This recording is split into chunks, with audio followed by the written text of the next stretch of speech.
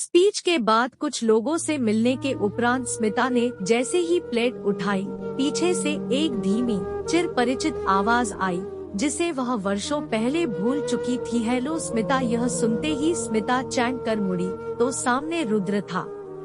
वह बोला, कैसी हो स्मिता?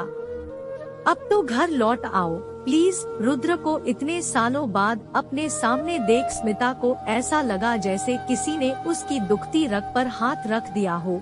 उसके जख्म फिर हरे हो गए और वह समारोह बीच में ही छोड़ वहाँ से निकल गई। सारे रास्ते वह विचारों में खोई रही। इतने सालों बाद रुद्र का इस प्रकार उसके समक्ष आना और घर वापस चलने को कहना, उसका मन कंपित हो उठा। समारोह में सम्मिलित सभी गणमान्य और प्रतिष्ठित लोगों के बीच केवल एक ही नाम की चर्चा थी और वह नाम था स्मिता, जो एक बिजनेस टाइकून और फैशन द रिवॉल्यूशन कंपनी की मालकिन थी। हर कोई उसे देखने और सुनने को आतुर था, क्योंकि आज का यह समारोह स्मिता को सम्मानित करने के लिए आयोजित किया गया था। आज स्मिता को business woman of the year से सम्मानित किया जाना था। सभी की निगाहें स्मिता पर ही टिकी हुई थी। स्मिता के सशक्त और भावपूर्ण उद्बोधन के पश्चात भोज का भी प्रावधान रखा गया था। जब रुद्र उसे मिला था, घर पहुंचते ही वह सीधे अपने कमरे में जा सारी बत्तियां बुझा आराम कुर्सी पर बैठकर झूलने लगी। वह रुद्र और अपने जीवन के उन पन्नों को पलटने लगी जिन पन्नों को वह अपने जीवन रूपी किताब से हमेशा के लिए फाड़ कर फेंक देना चाहती थी, पर वह ऐसा कर न सकी क्योंकि इस अध्याय से उसे काव्या जैसे अनमोल मोती की प्राप्ति भी हुई थी, जिसकी रोशनी आज भी उसके जीवन को जगमगा रही है। स्मिता, तुम अपनी यह कंपनी फैशन द रिवॉल्यूशन बंद क्यों नहीं कर देती? क्या जरूरत है तुम्हें अपनी यह छोटी सी कंपनी चलाने की, जब मेरा खुद का इतना बड़ा बिजनेस है? नहीं रुद्र, नहीं, यह कंपनी मेरा सपना है। इसे मैंने अपनी कड़ी मेहनत से खड़ा किया है और फिर मैं इसे शादी के पहले से रन कर रही हूँ और उस वक्त तो तुम्हें इस बात से कोई एतराज भी नहीं था। फिर आज ऐसा क्या हुआ कि तुम मुझे कंपनी बंद करने को कह रहे हो और फिर मैं घर पर बैठकर करूँगी क्या? क्या मतलब करूँगी क्या? इतनी सारी औरतें घर पर बैठकर क्या करती हैं? अपना घर संभालती हैं, पूजा पाठ करती है, किटी पार्टी करती है। तुम भी वही करो, रुद्र ने गुस्से से कहा। स्मिता घर पर किसी तरह का कोई झगड़ा नहीं चाहती थी, इसलिए वह शांत भाव से बोली, रुद्र, मैं फैशन डिजाइनिंग में बी हूँ।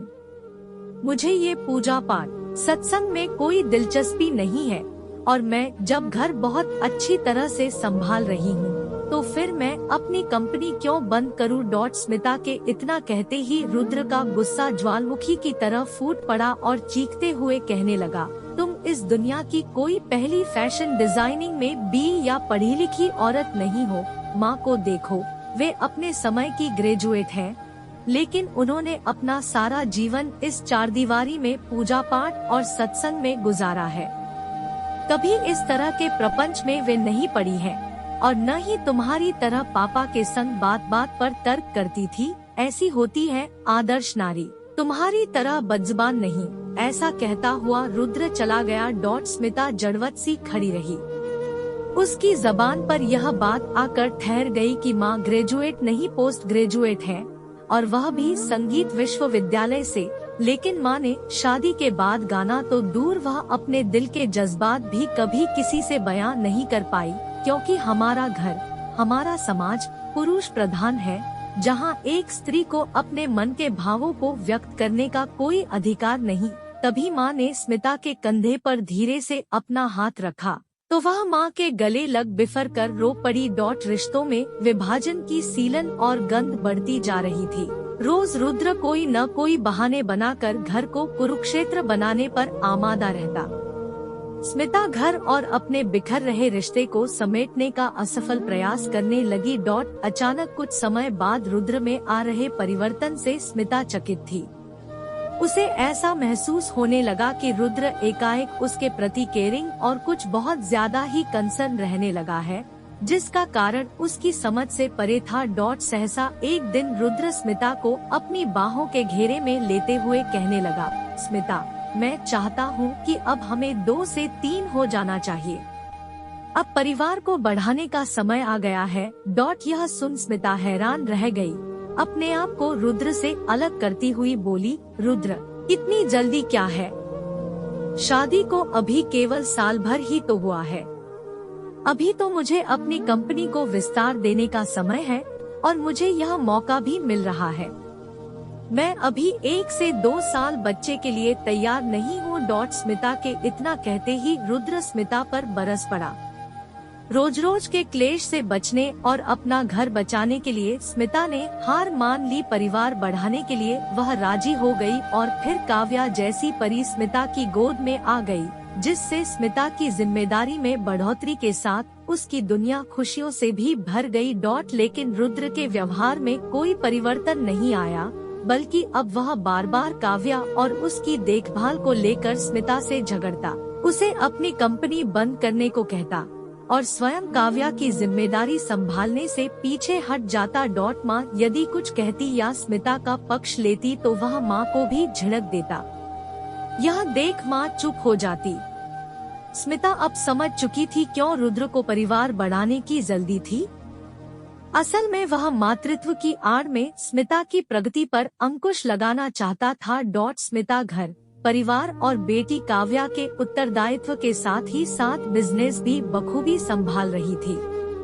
व्यापारी वर्ग में स्मिता अपनी पहचान और एक विशेष स्थान बनाने में कामयाब होने लगी थी, जो रुद्र और उसके पुरुषत्व को नागवार गुजरने लगा। और एक दिन रुद्र बेवजह अपना फ्रस्ट्रेशन, अपनी नाकामयाबी पर अपने पुरुषत्व और अहम का रंग चढ़ा स्मिता से कहने लगा, अगर तुम्हें कुछ करने का इतना ही शौक है तो छोटी मोटी कोई टाइम पास 9 से 5 बजे वाला जॉब क्यों नहीं कर लेती?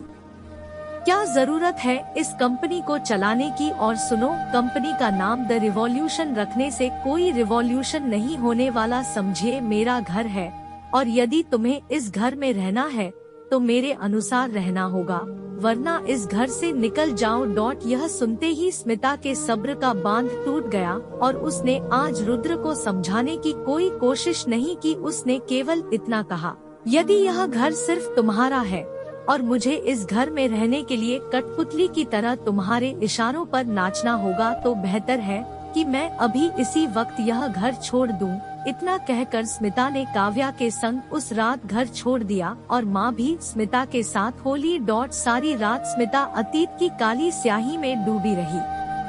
दरवाजे पर हुई आहट से वह यथार्थ में लौटी। मैडम, आपकी कॉफी, स्मिता की मेड ने कहा। हूँ, यहाँ रख दो। काव्या और माँ जाग गए। स्मिता ने अपनी मेड से पूछा।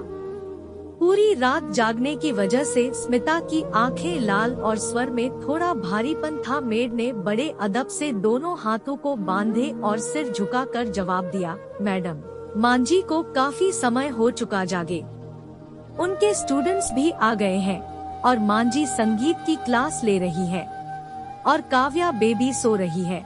ठीक है, तुम जाओ, कहकर स्मिता अपनी कॉफी खत्म कर काव्या के कमरे में जाकर वहां सो रही काव्या के सिर और बालों में अपनी उंगलियां फेरती और उसके माथे को चूमती हुई बोली, happy birthday to my dear sweetheart. आज मेरी डॉल को उसके 18th बर्थडे पर क्या चाहिए? काव्या स्मिता से लिपटती हुई बोली, मम्मा, मुझे मेरी कंप्लीट फैमिली चाहिए। मैं चाहती हूँ कि पापा भी हमारे साथ रहें। तभी स्मिता का फोन बजा। फोन रुद्र का था। स्मिता के फोन रिसीव करते ही रुद्र बोला, आई एम सॉरी स्मिता, मैं बहुत अकेला हो गया हूँ, तुम सब प्लीज घर लौट आओ। स्मिता ने सौम्य भाव से कहा, रुद्र, मैं तुम्हें माफ कर सकती हूँ, लेकिन मेरी एक शर्त है कि मैं तुम्हारे घर आकर नहीं रहूंगी। तुम्हें मेरे घर आकर हम सब के साथ रहना होगा। रुद्र खुशी खुशी मान गया और कहने लगा, तुम सब के चले जाने के बाद ही मुझे यह एहसास हुआ कि इन पत्थरों से बनी इस चारदीवारी में मेरा घर नहीं है। जहाँ तुम सब हो, जहाँ मेरा पूरा परिवार रहता है, वही मेरा घर है। आपका समय निकलकर हमारे साथ था, इसके लिए आपका धन्यवाद। अगली बार फिर से मिलते हैं नए और रोचक वीडियो के साथ। चैनल को सब्सक्राइब करना न भूलें। धन्यवाद और शुभकामनाएं।